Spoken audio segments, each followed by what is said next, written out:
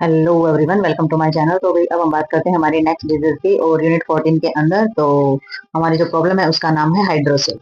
तो भाई हाइड्रोसिल्स के अंदर जो सबसे पहले हमारी डेफिनेशन दी गई है, डेफिनेशन में बताया गया है कि हाइड्रोसिल जो होती है वो कंडीशन होती है जिसमें एक्युमुलेशन हो जाता है रिसोर्स फ्लूइड का। तो जो हमारी बॉडी की जो कैविटी होती है उसके अंदर जो है तरल पदार्थ जमा हो जाना हाइड्रोसिल्स बोला जाता है। तो ये मेनली कहाँ होती है, टेस्टिकुलर हाइड्रोसिल्स जो होता है उसमें एक्युमुलेशन होता है, हमारा फ्लूइड जो होता है वो जो टेस्टिकल्स यानी कि जो टेस्टिस होते हैं उसके चारों तरफ जो फ्लूइड इकट्ठा हो जाता है तब हमारे टेस्टिकुलर हाइड्रोसिल्स बोला जाता है। और ये मोस्ट कॉमन बच्चों के अंदर ये प्रॉब्लम हमारी हो जाती है। तो हमारा वैसे तो हाइड्रोसिल्स बोला जाता है कि भी कहीं पर फ्लूइड का इकट्ठा हो जाना कैविटी के अंदर, बट जो हमारा टेस्टिकुलर हाइड्रोसिल्स होता है वो बोला जाता है जब हमारे जो टेस्टिकल्स होते हैं उसके चारों तरफ जब फ्लूइड इकट्ठा हो जाता है तो वो हमारा टेस्टिकुलर हाइड्रोसिल्स बोला जाता है और बच्चों के अंदर ये समस्या ज्यादा पाई जाती है।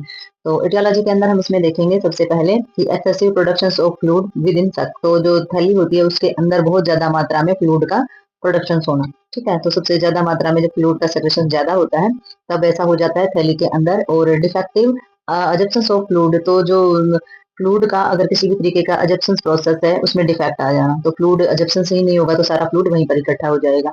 ठीक है। नेक्स्ट इन्होंने बताया इंटरफेयर होना लिम्फेटिक ड्रेन्स यानी कि जो सेक्टोरल सेक्रोटल सॉरी सेक्रोटल स्ट्रक्चर जो हमारा होता है उसके अंदर अगर जो लिम्फेटिक ड्रेन जो होता है अगर उसमें किसी प्रकार की दिक्कत आ जाती है तो यानी कि लिम्फेटिक जो हमारा फ्लूइड होता है अगर वो किसी प्रकार से ड्रेन नहीं हो पाता है, सेक्रोटल जो स्ट्रक्चर्स होता है उसके अंदर अगर ये इंटरफेरेंस हो जाती है कि लिम्फेटिक फ्लूइड वहीं पर रुक जाता है, वो बाहर नहीं निकल पाता है, तो भी ये समस्या हमारी आ सकती है। नेक्स्ट इन्होंने बताया है connection with peritoneal cavity of patent process जो वेजाइनिटिस या कॉन्जेनेंटल्स यानी कि जन्म जाते अगर जन्म से ही वेजाइना का जो प्रोसेस होता है अगर उसके अंदर किसी प्रकार की प्रॉब्लम आ जाती है पेरिटोनियल से कैविटी में तो भी इस तरीके की समस्या हमारी हो सकती है। ठीक है। दूसरा हमारा इन्होंने बताया है कि भाई जो हमारी जो सेक्रोटम या फिर टेस्टिस का जो एरिया होता है इसमें किसी प्रकार की चोट लग जाना और फिर इसकी वजह से सूजन की प्रॉब्लम हो जाना तो भी वहाँ हाइड्रोसिल हो सकता है। और हर्निया जैसी जो समस्या होती है ये तो हम प्रीवियस वीडियो में हर्निया के बारे में कंप्लीटली डिटेल में कर चुके हैं, तो जान सकते हैं बेटी की किस तरीके की एबनॉर्मेलिटी होती है जिसे हम हर्निया बोलते हैं। तो नेक्स्ट देखते हैं हमारा कि भाई जो हाइड्रोसिल प्रॉब्लम होती है वो कैसी होती है और किस तरीके से उसकी मैनेजमेंट की जाती है। तो आगे देखते हैं इसमें हम। तो अभी अब हम इसमें देखेंगे टाइप 60। तो हाइड्रोसिल्स की हमारी कौन कौन सी टाइप होती है उसके बारे में जानेंगे हम इसमें। तो हाइड्रोसिल्स के अंदर जो है इन्होंने बताया है the two type of hydroceles are non communicating and communicating. तो इसमें दो प्रकार की हमारी टाइप पाई जाती है। तो नॉन कम्युनिकेटिंग में क्या होता है, इन्होंने बताया इट हैपेंस व्हेन द सक close but body does not observe the food fluid. तो इसमें remaining fluid of the normally observe into the body with in 1 year यानी कि 1 साल। तो इन्होंने बताया है कि नॉन कम्युनिकेटिंग जो हमारी प्रॉब्लम होती है उसके अंदर जो सक यानी कि जो थैली होती है, थैली का मतलब यहाँ पर हो जाता है सेक्रोटम का ये एरिया। ठीक है। तो इसके अंदर ये जो होती है ये जो क्लोजिंग होती है ये पूरी तरीके से हमारी हो जाती है। ठीक है। तो इसमें थैली तो पूरी तरीके से हमारी क्लोज हो जाएगी बट जो फ्लूइड है उसका एजेप्शन जो है वो पूरी तरीके से नहीं होगा। ठीक है। तो इसमें जो एजेप्शन नहीं होता है तो इसका जो एजेप्शन होता है फ्लूइड का नॉर्मली एजेप्शन के अंदर इसको टाइम लग जाता है बॉडी के अंदर एजेप्शन होने का पूरे 1 साल का। लेकिन एजेप्शन तो हो जाता है क्योंकि थैली का जो जो चारों तरफ की चीजें बिल्कुल क्लोज हो जाती है तो जितना भी फ्लूइड बचा है जो बचा हुआ फ्लूइड है उसका अपने आप ही बॉडी एजेप्शन कर लेगी। तो ये तो हो जाएगा नॉन कम्युनिकेटिंग। ठीक है। लेकिन एक होता है हमारा कम्युनिकेटिंग। कम्युनिकेटिंग का मतलब होता है जिसका कनेक्शन जो है बचा रहता है, कम्युनिकेशन बचा रहता है। नॉन कम्युनिकेटिंग जिसका कनेक्शन बिल्कुल यानी कि कम्युनिकेशन बिल्कुल खत्म हो जाता है। तो जो क्लोज हो गई है तो कम्युनिकेशन जो होता है बिल्कुल खत्म हो गया है और जो बचा कुचा फ्लूइड है वो भी 1 साल के अंदर एडजस्टमेंट कर लिया जाता है।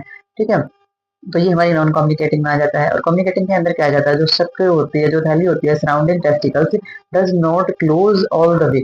तो भाई इसके अंदर जो हमारी शक जो थैली होती है वो पूर्ण तरीके से बंद नहीं होती है। अब पूरे तरीके से बंद नहीं होगी तो उसमें क्या होगा, उसमें हमारा allow the fluid of flow in and out. तो उसमें जो क्या होता है फ्लूइड जो होता है वो अंदर बाहर आता रहता है और आता जाता रहेगा तो उसमें पूर्ण रूप से एजेप्शन भी नहीं होगा। तो उसमें क्या होगा, वो फ्लूइड वहीं पर इकट्ठा हो जाएगा। ठीक है। तो फ्लूइड जो वहां पर इकट्ठा हो जाएगा तो वो हाइड्रोसिल्स प्रॉब्लम हमारी हो जाती है। तो जैसे डायग्राम में देखेंगे हम, ये नॉर्मल कंडीशन है हमारी, ये एब्डोमिनल बॉडी है, ये हमारा सैक्रोटम एरिया, इसके अंदर टेस्टिकल्स प्रॉब्लम है तो ये नॉर्मल है। नॉर्मल के बाद आ जाती है नॉन कम्युनिकेटिंग हाइड्रोसिल्स। तो नॉन कम्युनिकेटिंग के अंदर हमारी कौन सी आ जाती है, इसमें पूर्ण रूप से जो है बंद हो जाता है और जो हमारा फ्लूइड जो होता है वो बॉडी के द्वारा जो है एजेक्शन कर लिया जाता है तो कोई प्रॉब्लम नहीं आती है इसके अंदर। ठीक है। कम्युनिकेटिंग के अंदर प्रॉब्लम आती है क्योंकि इसमें क्या हो जाता है, इसमें जो हमारी जो ये टेस्टिकल्स जो एरिया होता है इसके अंदर जो फ्लूइड जमा हो जाता है। ठीक है। तो चारों तरफ इसके जो फ्लूइड है वो जमा हो जाएगा, और वो फ्लूइड जो है उसका एब्जॉर्प्शन भी नहीं हो सकता, क्योंकि जो क्लोजिंग ही अच्छे से नहीं हुई है हमारी सबकी, तो फ्लूइड जो है वो अंदर बाहर आता जाता रहेगा। तो अंदर बाहर आता जाता रहेगा, तो हमारी जो हाइड्रोसिल्स कंडीशन है वो बनी रहेगी, और जो फ्लूइड का जो अकोमोडेशन है वो हमारा होता रहेगा। ठीक है। तो ये हमारी कम्युनिकेटिंग हो जाती है, ये हमारी नॉन कम्युनिकेटिंग हो जाती है, क्योंकि इसमें शक अच्छे से बंद हो जाती है, और 1 साल के अंदर जो है एजप्शन हो जाता है फ्लूइड का। लेकिन इसमें क्या होता है, इसमें जो शक होती है, एरिया जो होता है वो अच्छी तरीके से क्लोज नहीं होता है, और फ्लूइड का अंदर बाहर आना जाना रहता है। तो ये हो जाती है हमारी हाइड्रोसिल्ड कोड।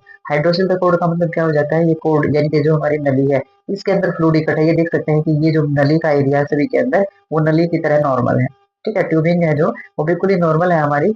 और इसमें देख सकते हैं कि इसमें जो ट्यूबिंग है वो हमारी कितनी यहाँ से फूली हुई है। फूली हुई का मतलब क्या है कि यहाँ पर फ्लूइड इकट्ठा हो जाता है। तो ये हमारी बोली जाती है हाइड्रोसल ऑफ कोड। तो ये हाइड्रोसिल ऑफ कोड इसलिए बोला जाता है क्योंकि यहाँ पर कोड के अंदर फ्लूइड इकट्ठा होता है, कोड के बाहर या चारों तरफ हमारा फ्लूइड जो है वो इकट्ठा होता है। तो ये हमारी हाइड्रोसिल कोड बोला जाता है। ठीक है। तो समझ में आ गया होगा कि नॉन कम्युनिकेटिंग किसे बोलते हैं, कम्युनिकेटिंग किसे बोलते हैं।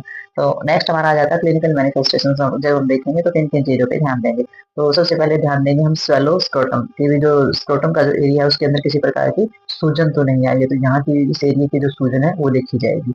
और टेस्टिस में भी द प्लापेबल्स, तो टेस्टिस जो होते हैं प्लापेबल का मतलब हो जाता है, तो आप उसको स्पर्श करके देख सकते हैं। स्पर्श करके देखने के बाद पता चलेगा कि किस तरीके की कंडीशन है, सूजन है, फ्लूइड है, तो वो कंडीशन पता लगाई जा सकती है। Feeling of heaviness of scrotum, तो आपने देखना है कि जो स्क्रोटम का जो एरिया है उसमें भारीपन तो महसूस नहीं हो रहा, क्योंकि अगर ज्यादा फ्लूइड वहां पर इकट्ठा हो रखा है तो भारीपन महसूस होगा। और ये क्वेश्चन आंसर आप पेशेंट से भी कर सकते हैं, तो वो अपनी फीलिंग बता सकते हैं।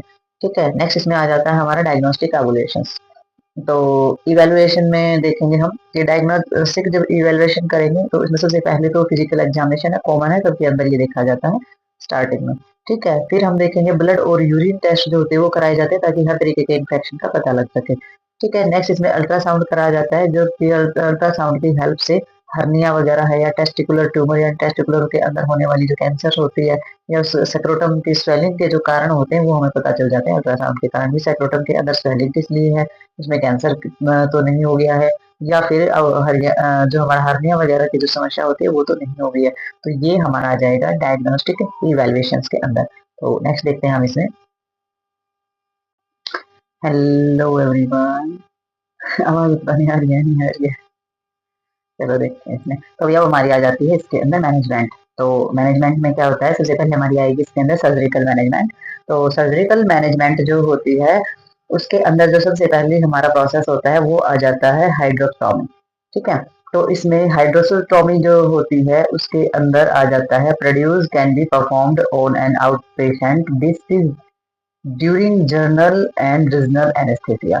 तो इसमें इन्होंने बताया गया है कि जो इसमें प्रोसीजर जो किया जाता है सबसे पहले, जैसे कि हमारी बाहरी चीजों का जो ऑपरेशन किया जाता है एनेस्थेसिया के जरिए, जो है सामान्य एनेस्थेसिया दे करके, और इसके अंदर जो पूरा का पूरा प्रोसेस जो है वो किया जाता है। तो एनेस्थेसिया देने के बाद प्रोसेस क्या किया जाता है, इसमें चीरा लगाया जाता है। चीरा कहाँ लगाया जाएगा, या तो सेक्रोटम में चीरा लगाया जाएगा, या फिर एब्डोमिनल यानी कि पेट के एरिया में चीरा लगाया जाएगा, और जो हाइड्रोसिल्स होता है यानी कि जो फ्लूइड इकट्ठा हो जाता है उसको रिमूव कर दिया जाता है।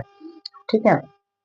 तो हमने जो पीछे जो पढ़ा उसमें एक स्वेलिंग भी है, क्योंकि ऊपर वाले में नहीं आ पाया था ये वर्ड्स, ये नीचे में आया हुआ है। ठीक है। तो सूजन भी वो देखी जाती है, उसमें भी आया हुआ होगा शायद।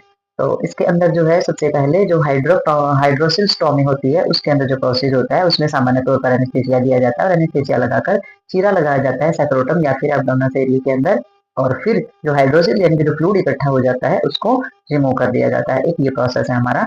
दूसरा प्रोसेस है इसमें लॉर्ड्स ऑपरेशन। तो लॉर्ड्स यानी कि भगवान की वैसे तो लॉर्ड्स ही नाम है इसका। तो इसमें क्या होता है, इसमें व्हेन तक इसमें हो जाता है रिसोन थिन वॉल्ड हो जाती है भाई इसमें। ठीक है। रीजनेबली थिन वॉल का मतलब ये हो जाता है कि जो थैली जो होती है ना हमारी, उसकी जो दीवारें होती है वो पतली होती है, मतलब ऑटोमेटिक पहले से ही वो पतली होती है, तो उसकी जो वजह होती है वो भी हमारी की जा सकती है। ठीक है। और नेक्स्ट इसमें आ जाता है जबुली। तो जबुली के अंदर ये जो प्रोसीजर होता है इसमें क्या होता है, इसमें हाइड्रोसिल जो हमारी शक होती है वो रिवर्ट की जाती है। ठीक है। रिवर्ट करने का मतलब हो जाता है पहली जैसी चीजें हमारी जो होती हैं वो की जाती है। हाइड्रोसिल को जब रिवर्ट करेंगे तो इसमें क्या करेंगे, जो ओपनिंग है यानी कि जो छेद वगैरह है उसके अराउंड कोड के, तो उनमें सूचर लगाए जाते हैं, यानी कि टाके लगा करके उनको बंद कर दिया जाता है। क्योंकि जब जो हमारी जो रिवर्ट किया जाता है सबको, यानी कि थैली को जब ओपनिंग है, जो छेद है जो क्लोज कर दिए जाएंगे, तो फिर जो फ्लूइड होता है वो अंदर बाहर नहीं जाएगा। ठीक है, टाँके लगाकर अगर उसको बंद कर दिया जाएगा तो फ्लूइड अंदर बाहर नहीं जाएगा और फ्लूइड जो है वो सेक्रोटम से बाहर ही मतलब की जो थैली होती है वहाँ पे जहाँ भी रहेगा तो कुछ 1 साल के बाद उसे जो स्किन होती है वो ऑब्ज़र्व कर लेगी। ठीक है? तो ये अपने आप ही हाइड्रोसिल की जो समस्या होती है वो हमारी कम हो जाएगी। ठीक है? नेक्स्ट इसमें आ जाता है आइस पैकिंग लगानी है आपने स्वेलिंग को रिड्यूस करने के लिए यानी कि सूजन को कम करने के लिए आइस पैक देनी है, आइस की सिकाई करनी है।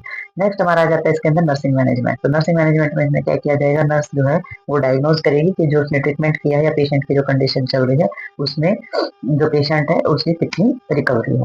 तो सबसे पहले रिकवरी भी देखती है और जो पेशेंट की जो कंडीशन होती है उसको भी ऑब्जर्व करती है।